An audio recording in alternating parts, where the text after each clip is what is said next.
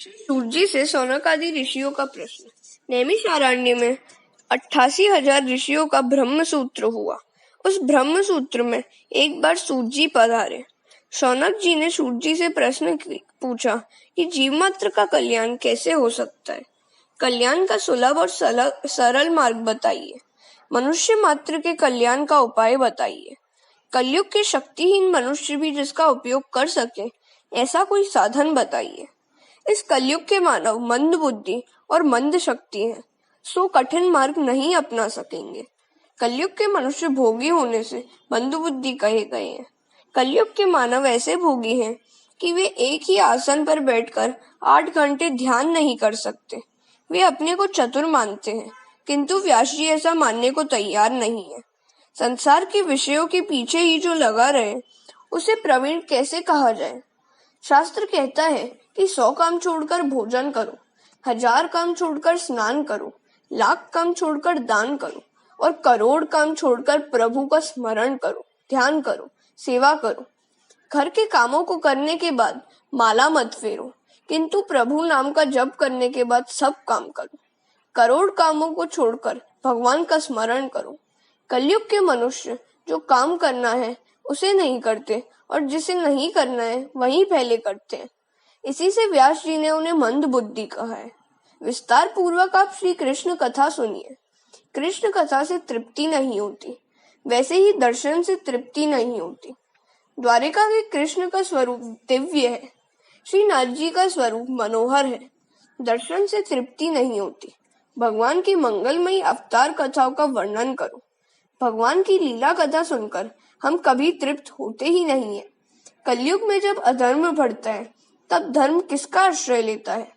प्रथम स्कंद का प्रथम अध्याय प्रश्नाध्याय कहलाता है।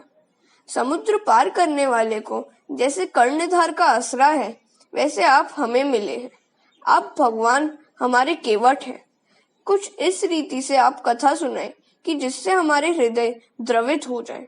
प्रभु की कृपा के कारण ही आप हमें मिल पाए हैं।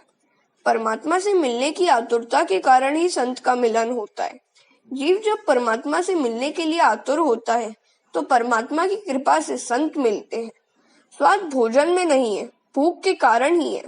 मनुष्य को परमात्मा मिलन की भूख जब तक न लगे तब तक संत मिलने पर भी उसके प्रति सद्भाव नहीं जगता।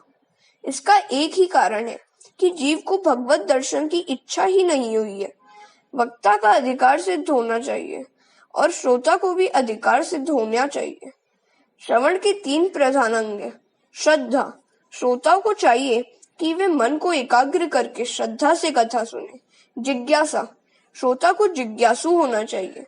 जिज्ञासा के अभाव में मन एकाग्र नहीं होगा और कथा का कोई असर भी नहीं होगा। बहुत कुछ जानने की जिज्ञासा न होगी तो कथा श्रवण से कोई विशेष लाभ नहीं होगा। और निर्मत्सरता, श्रोता के मन में जगत के किसी भी जीव के प्रति मत्सर नहीं होना चाहिए। कथा में दीन और विनम्र होकर जाना चाहिए।